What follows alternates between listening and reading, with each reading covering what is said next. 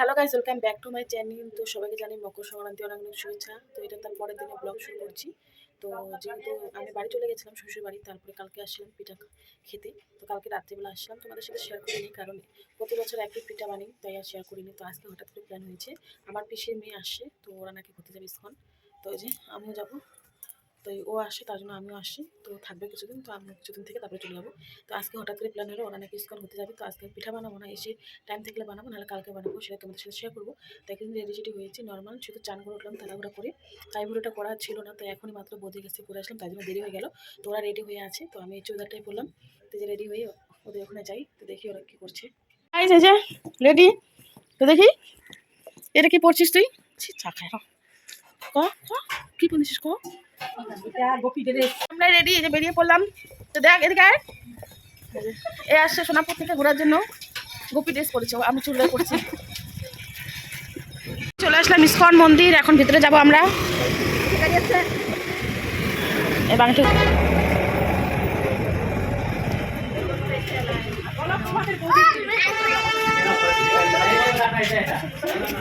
জুতা রাখবো, জুতার কাউন্টার,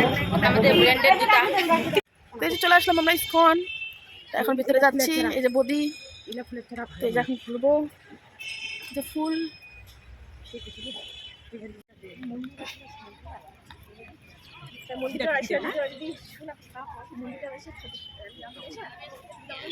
এখন ভিতরে যাবো আমরা, ফুল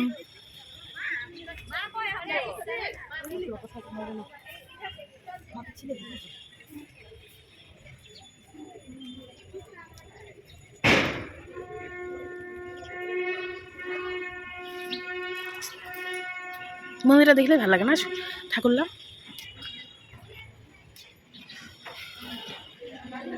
রাম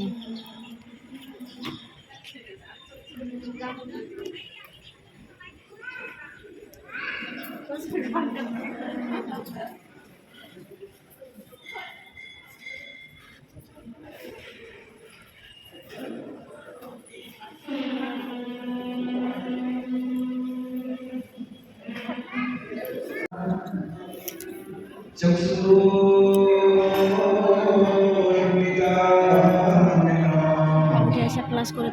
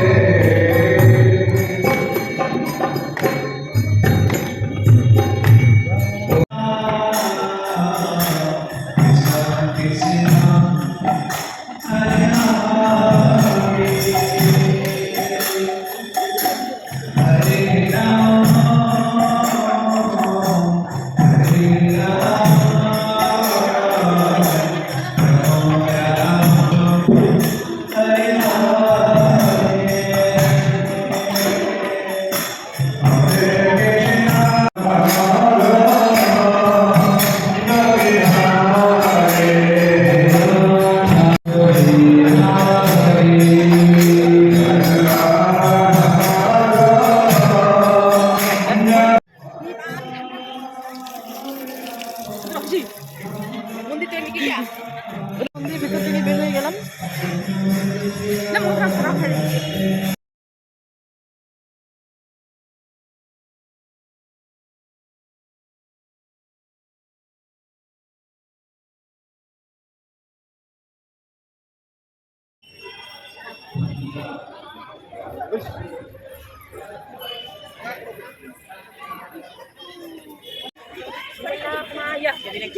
দেখো দেখো আর ভিডিও এখন